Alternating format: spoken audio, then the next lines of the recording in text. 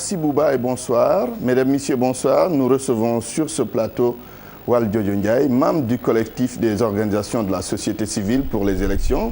Bonsoir Waljojo. Bonsoir Antoine. Il est beaucoup question de référendum ces temps-ci.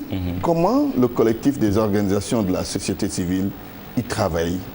Merci Antoine, je vous remercie pour cette invitation qui nous permettra aussi d'apporter un certain nombre d'éclaircissements.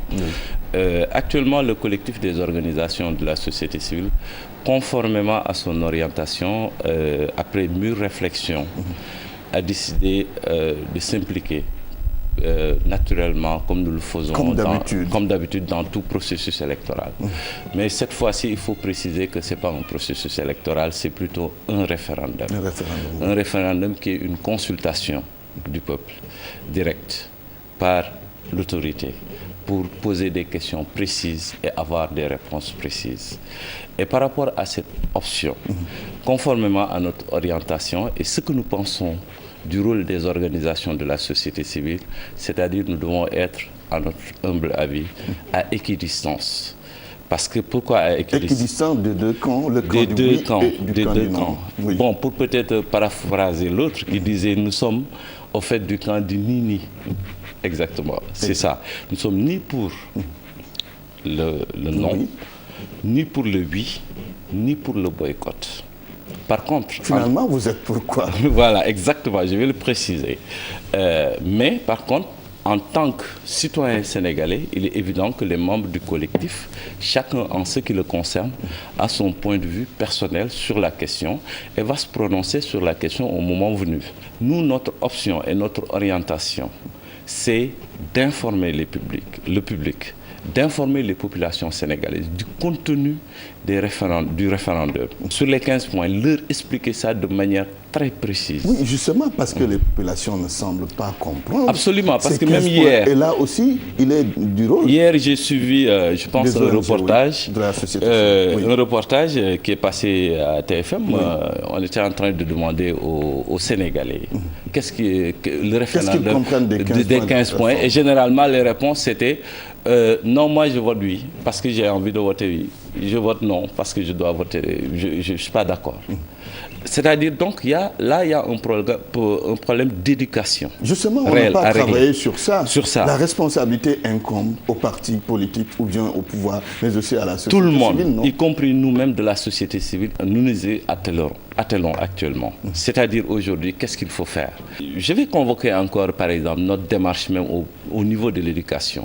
C'est-à-dire, aujourd'hui, si on était adossé sur nos propres langues nationales, on aurait grandement facilité la compréhension du peuple, par exemple, du contenu du référendum. Ça, c'est un. Deuxième élément, par exemple, pourquoi nous sommes d'aucun camp? Parce que quand le président a fait sa déclaration le 17 février, si je ne m'abuse pas, le lendemain, nous avons senti une forte tension. Comme d'habitude, conformément à notre orientation de médiation, de facilitation entre les différents acteurs politiques, nous avons pris notre bâton de pèlerin, nous avons rencontré un ensemble d'acteurs, notamment du camp du oui et du camp du non. Pour calmer le jeu. Pour calmer le jeu, parce que nous sommes adossés sur un ensemble de valeurs. Cet ensemble de valeurs nous a été, à mon sens, inculqué par exemple, des références qui sont plus de ce monde-là aujourd'hui. Par exemple, je prends l'exemple du cardinal Yassine Thiandoum. Je prends l'exemple de Mame Abdou Aziz, qui nous ont légué des enseignements essentiels. C'est-à-dire que, par exemple, il faut absolument, quand à un moment donné de la vie de la nation, qu'il y ait des gens qui puissent être dans une posture de pouvoir rassembler les gens quand il y a des problèmes. Un pays frère a failli brûler en Afrique. Pourquoi? Parce que la société civile, à des moments clés de l'histoire, était totalement partisane. Parce qu'elle était dans un camp et l'autre partie de la société civile était dans l'autre camp. Et au finish, quand ça a éclaté, il n'y a pas eu des personnalités, des personnes pour pouvoir faire la médiation. Alors qu'ils pouvaient régler le problème à l'interne, il a fallu une intervention internationale pour calmer le jeu. La nécessité absolue de notre neutralité. Alors, vous allez travailler justement sur le référendum, vous y êtes déjà. Vous n'avez pas encore vos accréditations. Or, selon le code électoral, il faut le faire 20 jours avant l'élection. Cette fois-ci, nous ne sommes pas dans le cadre d'une élection. Vous avez des inquiétudes par rapport aux accréditations? Je pense que là, avant d'avoir des inquiétudes, je pense que là, nous sommes en train d'y travailler sur la liste et nous allons transmettre cela à l'autorité pour faire déposer la demande formelle. À mon sens, je pense que nous allons attendre. Il n'y aura pas de problème? Je peux pas le dire parce que par exemple, quand on dépose une demande, on attend une réponse. Mais justement, parlant du code, je suis un peu dubitatif à ce niveau-là parce qu'en réalité, le code électoral fait mention certes du référendum. La Constitution fait mention du référendum, mais il y a un vide juridique total par rapport à l'organisation même du référendum. Et je pense qu'à ce niveau-là, c'est un sujet à réflexion.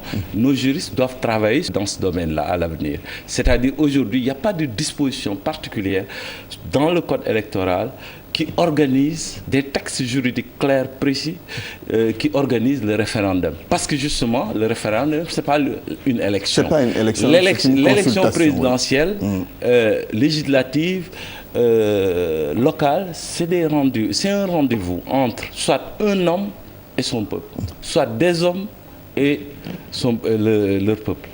Par contre, le référendum, c'est une consultation, c'est-à-dire on recueille l'avis populaire qui devient, par exemple, une boussole essentielle en termes d'applicabilité. Ici, on a 15 réformes qu'on va soumettre au peuple sénégalais. Vous-même, que pensez-vous de ces réformes? Même si vous voulez garder la neutralité, dites-nous, elles sont bonnes?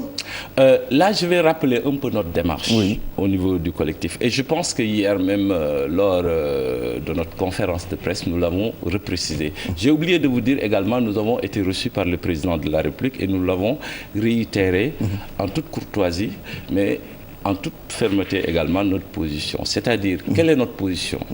Nous avons demandé le report du référendum. Vous n'avez pas été entendu. Deuxièmement, nous avons demandé de disjoindre les 14 points et le point relatif au mandat. Et de soumettre le point relatif au mandat au référendum. Les 14 points pouvaient passer par l'Assemblée nationale. Voilà en substance notre proposition. Et je pense que l'ensemble des acteurs politiques... Sur vos deux propositions, un, vous n'avez pas été entendu. Deux, vous n'avez pas été entendu non plus parce que le référendum va se tenir le 20 mars. La réponse que nous avons eue de l'autorité, du président de la République, c'est qu'il était un peu tard. C'est ce qu'il vous a dit. Le processus était enclenché. Deuxième élément, par rapport à notre proposition, c'est vrai, nous n'avons pas été entendus. Mais ça ne nous empêche pas de garder notre posture d'équidistance dans ce processus-là, en ayant une ligne essentielle, c'est-à-dire informer les populations sénégalaises du contenu des référendums, du référendum, excusez-moi, pour qu'elles puissent fondamentalement se prononcer en toute indépendance et en toute objectivité, selon leur propre intérêt, selon leur propre appréciation du référendum. Oui, je reviens encore sur la question. Comment vous jugez ces 15 réformes? Elles sont bonnes? Je n'ai pas à me prononcer là-dessus. Parce que pour moi, la mission prioritaire aujourd'hui, c'est d'informer les Sénégalais. C'est-à-dire de leur dire qu'est-ce que c'est point par point. Voilà ce que propose le président de la République. On va prendre un point précis au hasard, le statut de l'opposition ou du chef de l'opposition. Je pense que ça, c'est bonne avancée. À mon sens, je pense que déjà ça a été mentionné dans l'ancienne Constitution. Et là, peut-être, ce qui est le plus intéressant là-dessus, c'est-à-dire, on pouvait le faire passer au niveau de l'Assemblée nationale et également avec des dispositions particulières de son application, etc., des textes qui l'encadrent pour son applicabilité.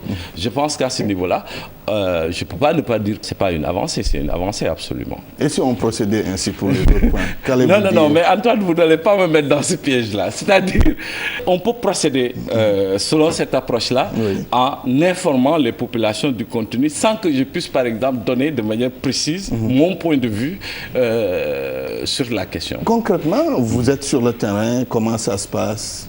Je pense qu'aujourd'hui, nous sommes plus focalisés en termes d'organisation pour que le scrutin soit crédible. Mais en tant que Sénégalais, nous avons estimé en toute objectivité que c'est la vie de la nation qui nous interpelle là-dessus et nous devons mobiliser nos collègues avec bien sûr leur bonne compréhension pour essayer de couvrir ce référendum-là, le vote-là, pour pouvoir ensuite maintenant au moins produire une déclaration par rapport à la crédibilité même du vote. Justement, une dernière question en 10 secondes. L'opposition parle de velléité de fraude. Le pouvoir dit non, c'est pas possible. À ce niveau-là, moi, je travaille un peu dans les élections. Je puis vous dire, faire un témoignage à ce niveau-là, de manière vraiment totalement indépendante. Nos fonctionnaires, aujourd'hui, ont dépassé ce cadrage-là. C'est-à-dire à l'époque où on pouvait, par exemple, les donner des ordres pour bourrer les urnes, etc. Aujourd'hui, nous avons des fonctionnaires totalement indépendants. Merci, Waljojo Ndiaye. Je rappelle que vous êtes membre du collectif des organisations de la société civile pour les élections. C'était un plaisir d'être avec vous sur ce plateau. À vous, Bouba, c'est fini pour ce soir. Demain, retrouvez membre du BRACAN sur ce même plateau. Excellente soirée chez vous.